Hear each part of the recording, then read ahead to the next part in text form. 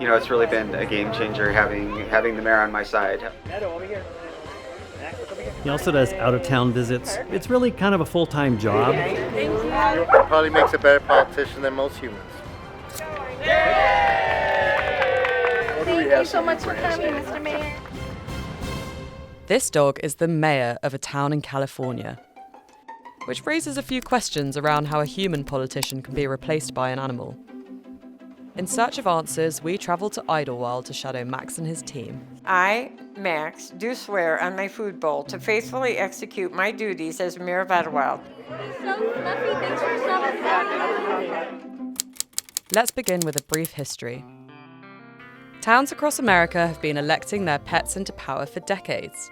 The earliest recorded mayor was Bosco Ramos, a Labrador-Rottweiler mix elected in 1981. In the 80s, a beer-drinking goat came to power in Lajitas, Texas. And from the 90s, mayors were popping up all over the place. But these small towns have one crucial thing in common. They're unincorporated areas, which means they have no official local government and no need for a real mayor. Animal elections have become a tradition to bring communities together, without politics. Frankly, we weren't convinced a dog was up to the job.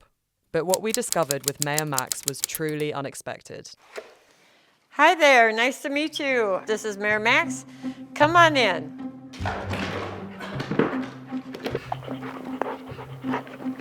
Hi, my name is Phyllis Mueller. I'm the Chief of Staff for the Mayor of Idyllwild, and I'm also his owner. I run Mayor Max's day-to-day activities with the help of my husband, Glenn. Max goes to bachelor parties, bachelorette parties, weddings. He also does out-of-town visits. It's really kind of a full-time job. We spend a lot of time doing it. All the background work that's behind the scenes that we do with social media. We do produce an annual calendar, the Mayor Max calendar, we have since 2014. There's a lot of expense involved in that, so it's a time and money endeavor. Today, running the mayor's office costs my husband and I more than $120,000 a year to run. But Mayor Max is not a business to me, and I can't sell the calendar. And so I give it away for free as a gift because I actually believe that anyone who gets my calendar and reads it has a happier, longer, more successful life. I get communications not only in email, but from every single social media account that we have. And then we have the landline, we have my mobile number, we have Mayor Max's website, he has different email addresses, and I am the one who reads everything, I'm the one who responds to everything. People send us things. This is a series of letters that I received from children, and they all wrote Mayor Max a letter from their class. I got like 30 of them. I got this from the California legislature, from Greg Wallace, and it was a certificate of recognition for everything that we've done for the community. Some people create original art, and then they give it to me. Mayor Max receives sometimes hundreds of communications, even in a day, and then I manage everything in a database so that I can remember it. So if somebody sends me a gift, then I note that in the database. And what's funny about that is my husband and I are not retired, so now we have 2 full-time jobs. Phyllis and Glenn have taken time out of their busy schedules to show us what a day running the office looks like. So here we have a copy of Mayor Max's oath, and I'll read it to you. It says, I, Max, do swear on my food bowl to faithfully execute my duties as Mayor of Idyllwild.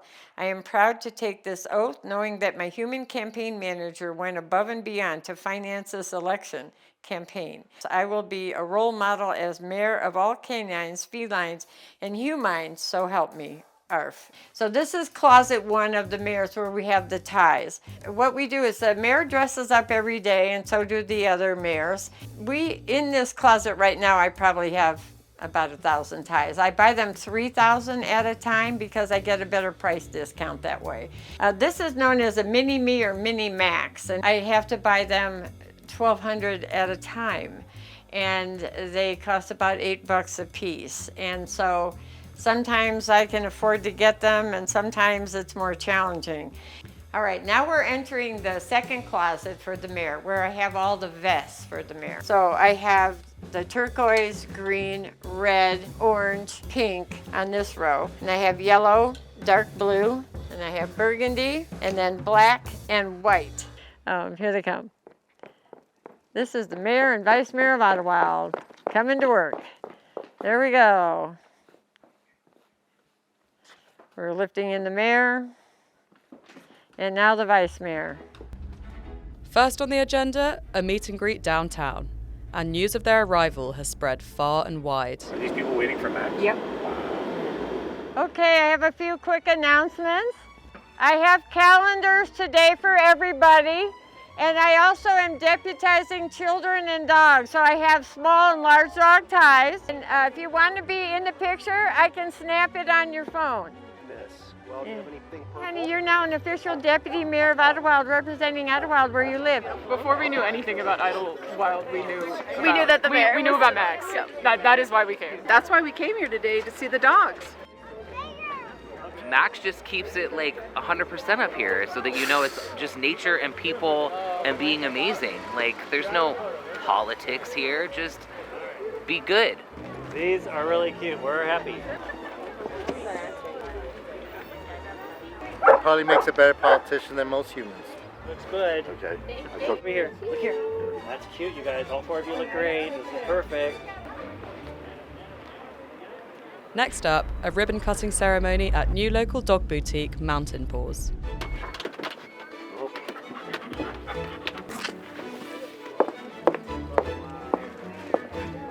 All right, we just need David and Diane up here. No eating your tie. All right. 1, 2, 3. Yeah. Okay. All right. Oh, no. Yeah, keep going.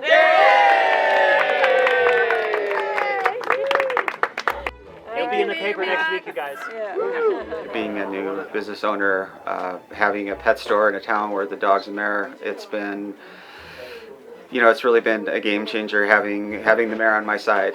He doesn't swing left or right. Let's just say that he's just in favor of everybody having fun. And final stop, a local wedding. Oh my God! He's so fluffy. Thanks for stopping by. Highlight of the wedding. I think it's just awesome to, meet the mayor. I've never met a mayor before. We try to keep it a secret because we really wanted it to be a surprise. Everybody here, again, just feeling the love. Mayor Max just added to it. Idyllwild feels like home because of him. Phyllis and Glenn have been proud owners and chief of staff for 3 generations of Idyllwild's mayors, as well as 2 deputy mayors and a vice deputy mayor. But it all started back in 2012 when the couple first moved to Idyllwild. I saw an article in the local paper. I said, you're not going to believe this. The local animal rescue group is called ARF, or Animal Rescue Friends, and they decided that because we're an unincorporated town, we don't have any human politicians, we could allow people to nominate their dog or cat to run for mayors. It was limited to those 2 kinds of animals. And they thought everybody would vote with $1 per vote, and that would be the fundraiser. When I learned about the election, it did touch my heart like a religious experience, where I go, I'm going to win that election. I did not know it, and I'm competing with beloved business owners in many cases who really wanted their dog to be the mayor. And so I go, how am I going to compete with that? Phyllis entered Max into the race alongside 13 dogs and 2 cats. We campaigned hard. We put magnets on our cars that said Max for mayor. We had a couple of banners up in town around big pine trees. We went out and socialized with Max downtown regularly and got some local media presence as well. But my husband and I are also passionate animal rights activists. So I wrote a check for $10,000 to the animal rescue group, not knowing at all if that was going to help. And then the rescue called me one day and they said, hey, we just had a lady come in and ask how much is it going to cost to buy the election. And I went, oh no. Well, it turned out they were really wealthy. They can write a check for $1 million. And so I go, how much further am I going to go and lose? So I did another $10,000. And the results came in. So it turns out she only wrote a check for $1,000. So we won the election in a landslide victory. Mayor Max took office and became so popular, the town extended his term by another year. But soon after the announcement, he tragically passed away. I was crying, but I'd have people crying. It would come up to me and just crying their eyes out. To cheer them up, I go, what am I going to do to cheer up this town? And that's when I decided I'm going to keep going. I'm going to get another mayor. Phyllis and Glenn continued the legacy with Mayor Max II, Mayor Max III, and deputies Mikey, Mitzi, and Meadow.